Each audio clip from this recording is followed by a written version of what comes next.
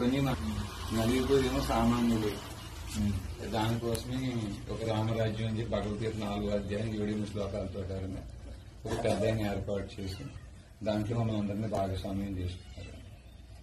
ఒకసారి తమ్ముడు గారు కూడా సార్ కూడా వివరించి వెళ్ళి అంటే ఆయన ఇంకా ఇప్పుడే రాత్రి 2 గంటలకు 3 గంటలకు అన్నారు మహాత్మా పైగా వచ్చారన్నారు. మీరు వేచి ఉంటే ఆయన లేచి సార్ పర్వాలేదు వెయిట్ చేస్తాను. పర్వాలేదు సార్. భగవత్ సేవ చేస్తాను, ఆయన బాధలు పట్టుకుంటాను, రామరాజ్య స్థాపనకి నాటం చేస్తాను. ఎలా చేస్తారు? రాజ్యాంగం ప్రకారం చేస్తున్నా. రాజ్యాంగం ఏం చెప్తుంది? రాజ్యాంగం ఏం చెప్తుంది? నువ్వు చెప్పు. రాజ్యాంగం ఏం చెప్తుందో నువ్వు చెప్పాలి. రాజ్యాంగం ఏం చెప్తుందో? కత్తిబడిలో చెప్పబడుతుందా? కత్తిబడిలో చెప్పబడుతుందా? ప్రెసిడెంట్, ఇవాళ రోజు governors and Raju to any courts. Governor, president. In the name of God I take the oath. నాలాంటి వాడు భక్త చిక్కినోడు నీకు దొరికింది. ఇదే పని ఇవాళ రోజు శబరిమల జడ్జిమెంట్ లో ఈ దేశంలో శ్రీరాముడికి అధికారం లేదు అని ఒక జడ్జి చెప్పిండు. ఇదే పని. కూర్చోండి ఆయన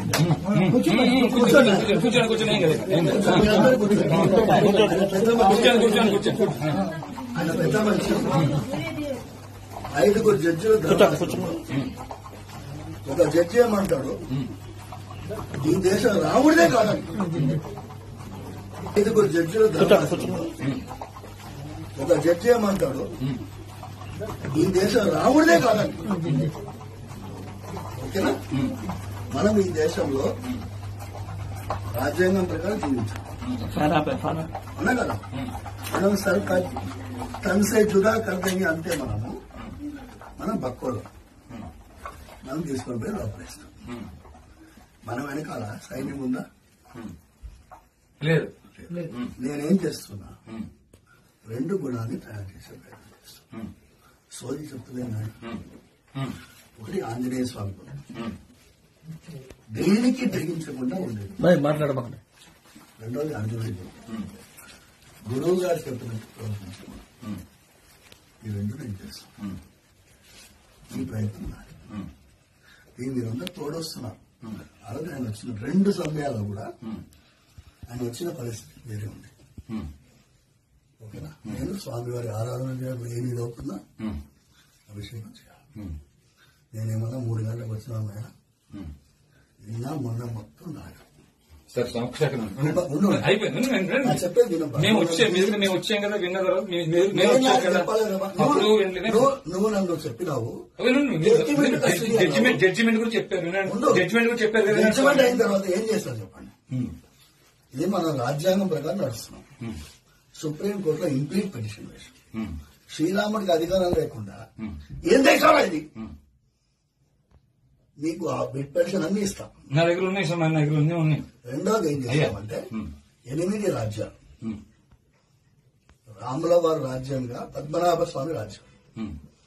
ఆ రాజ్యంలో రాముల వారి పాదాలు పెట్టుకొని నెత్తి మీద రాజ్యం వెళ్ళేవాళ్ళు. వాళ్ళని రాజవంశీకులని వాళ్ళ ద్వారా కోవెనెంట్ సైన్ చేశాం.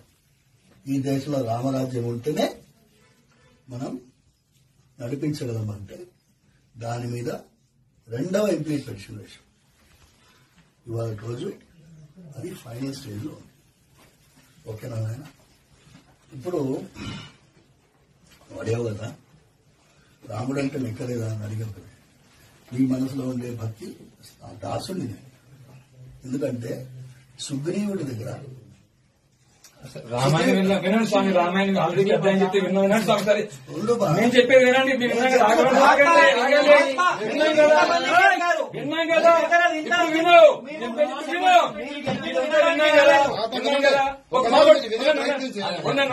ఏం చేశావు వినండి. ఫస్ట్ వినండి. వినటం కూడా నేర్చుకోండి మీరు. ఒక్క నిమిషం చెప్పిన తర్వాత నేను వింటాను. సార్ చెప్పండి. ఒక్కటే నిమిషం. ఆఖరిది ఏంటి అంటే ఇవాళ రోజు విశ్వరూపాన్ని ప్రదర్శించే సమయం వచ్చింది. ఓకేనా? విశ్వరూపం ఎట్లుండాలి? మొన్న విజయవాడ శంఖారావం చేసిండు. ఓకేనా? శంఖారావం చేసిన తర్వాత నా దగ్గరికి వచ్చినారు కొంతమంది మహానుభావులు వచ్చి ఇవాళ రోజు దేవాలయాల భూములన్నీ ఆక్రమించుకున్నారు. ఒక రెడ్ పెటిషన్ వేద్దాం. రెడ్ పెటిషన్ కి మీరు ఆయన నేను ఒక్కడనే ఎన్ని పెటిషన్లు వేయాలి? పెటిషన్లు వేసే జమానా అయిపోయింది. ఒకరోజు ఎండోమెంట్స్ డిపార్ట్మెంట్ ముట్టదిద్దాం అని నేను పిలిపిస్తా. ఎన్ని వందల మంది వస్తారు అని అడిగినా మీరందరూ ఉన్నారు చూసారా, నేను ఒకరోజు ఎండోమెంట్స్ డిపార్ట్మెంట్ వెళ్తాను, ఇట్లనే మీరు రావాలి.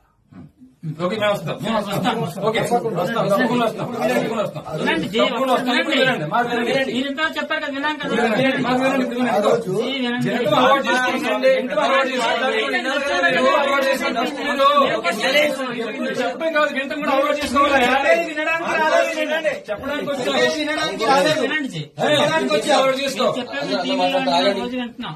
మాట్లాడతారు ఒక్క నిమిషం. భూమి అంతా ఇక్ష్వాక వంశీయులను రాముడు అన్నాడని విన్నాం. నిజమేనండి?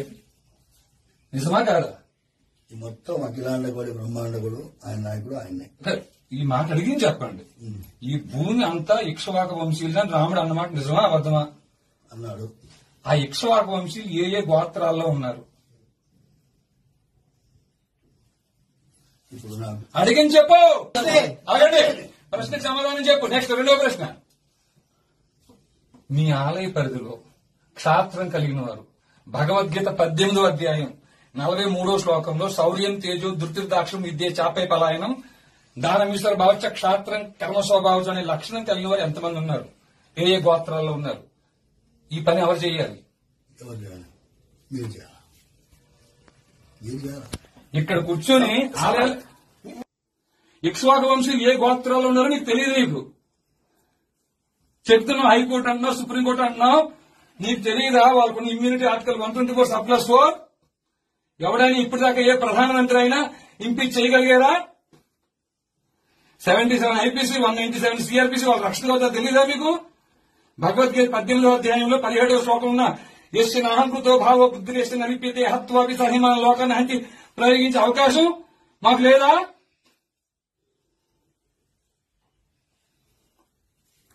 ఏమీ తెలియదండి. అయ్యా, పండితులు వ్యాసం వేసుకుని తెలియని నటవిట శూద్రుల వనితలు స్వవచమౌటకుపదిశించి సంతసిల్లి స్వరలయంబులెరుంగకని శిలత్ములై సుభక్తులకు సమానమని దురుకుగలన్న నీ దొరకురుకు బ్రోచురా. స్వరం తెలియదు. స్వరం తెలుసా? లయ తెలుసా? ఇక్ష్వాక వంశీయులు ఏ గోత్రాలున్నారో తెలియదు. క్షాత్రం కలిగిన వారు మీ పరిధిలో ఎంతమంది ఉన్నారో తెలియదు. వైశ్య పరంపర 44వ శ్లోకంలో చెప్పిన వైశ్యులు కృషి కోరక్ష వాణిజ్యం మీ ఆలయ పరిధిలో ఎంతమంది ఉన్నారో తెలియదు. అన్ని మత ప్రార్థనా మందిరాల్లో బోధిస్తున్నారు ఈ దేశాన్ని ఎలా దోచుకోవాలని. తెలిసిందల్లా ఒకటే, బలుపంతా ఒకటే, బలుపు అహంకారం ఒకటే. ఏం మీ స్వామి ఎప్పుడు దండుపానాలు పట్టుకొచ్చి మీ మాటలు వింటాడనుకున్నావా నువ్వు? ఈ అర్చక పురోహితులు నీ పనిది.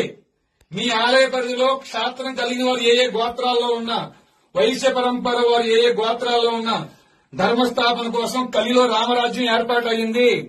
భగవద్గీత 4వ అధ్యాయం 7-8 శ్లోకాల ప్రకారంగా. అయ్యా వీళ్ళు అనుకుంటున్నారు ఏమిటి? ఆయన నా వల్ల ఎక్కలేదు నాన్న, నేను ఎగ్జామ్ లో ఫెయిల్ అయినాను, పనికిరాను అన్నావు కదా. పనికిరాను చెప్పింది వింటూ నేర్చుకో. ఇలా చూడు, వింటున్నాను. అవకాశం ఇస్తున్నా, ఉగాది వరకు సమయం ఇస్తున్నా నీకు. రామరాజ్ ఉన్న అంతా పక్కన పెట్టు, రామరాజ్య స్థాపన కోసం పనిచేయి.